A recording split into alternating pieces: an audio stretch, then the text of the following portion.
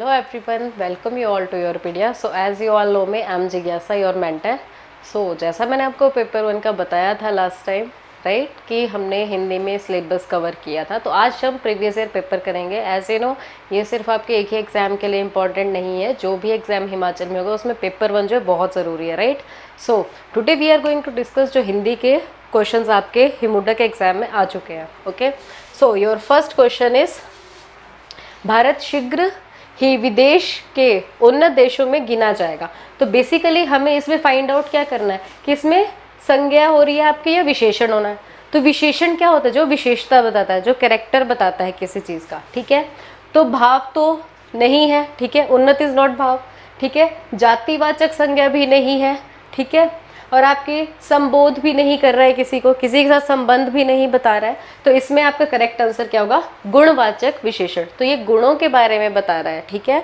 तो गुण क्या है आपका? कैरेक्टरिस्टिक है, ठीक है. तो आपकी प्रॉपर्टी बता रहा है ये. तो that's why it is your गुणवाचक विशेषण.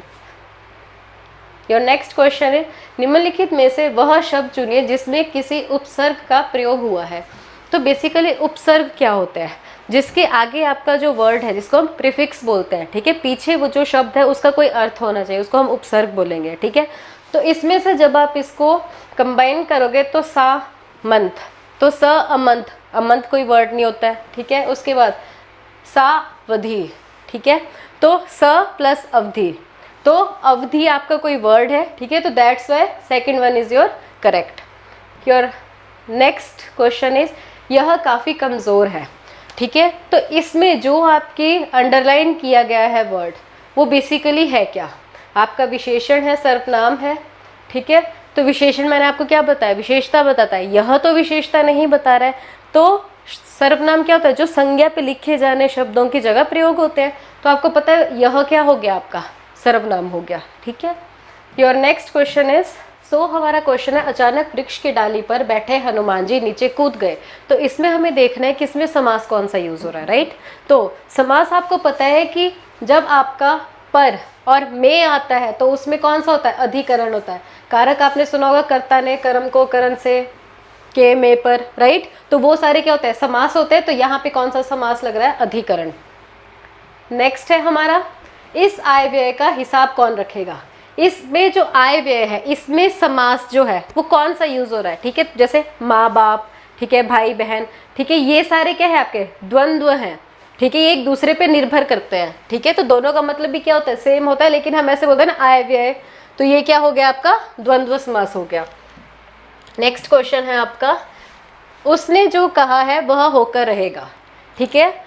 उसके कहे को पत्थर की डैश समझना. तो आपको पता है पत्थर की क्या होती है? लकीर. पत्थर की लकीर समझ. दिस इज योर मुहावरा.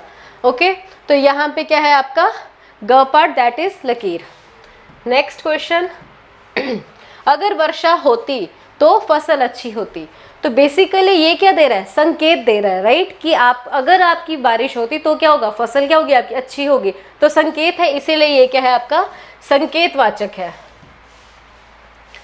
नेक्स्ट क्वेश्चन है आपका, सो ऋण मुक्त में कौन सा समास है. तो बेसिकली इसमें क्या है? आपका तत्पुरुष है. तत्पुरुष क्यों है? क्योंकि देखो यहाँ पे किसी वर्ड से क्या हो रहा है? वो दूसरा वर्ड. ये दोनों क्या है? उपमा जो है वो क्या है? कंबाइन हो रही है, ठीक है. तो बेसिकली जो ऋण है, ऋण आपका अलग वर्ड है, मुक्त क्या हो गया? अलग वर्ड हो गया, ठीक है.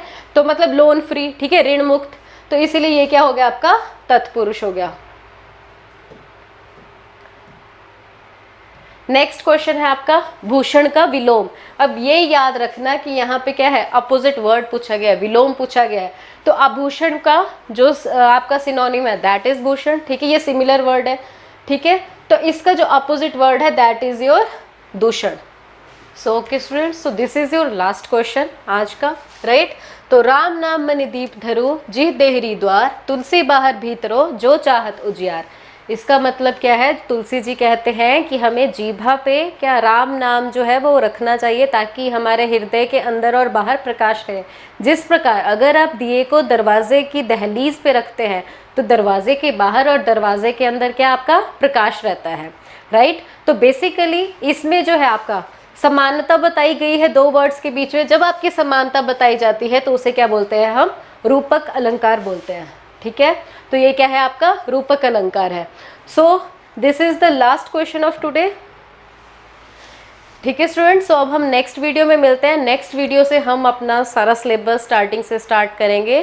तब तक के लिए आप इन क्वेश्चंस को देखो। ठीक है, आपको आता था नहीं आता था, जस्ट एनालाइज कि आपने ठीक आंसर दिया या नहीं। So we will meet in the next video. Till then bye bye, take care.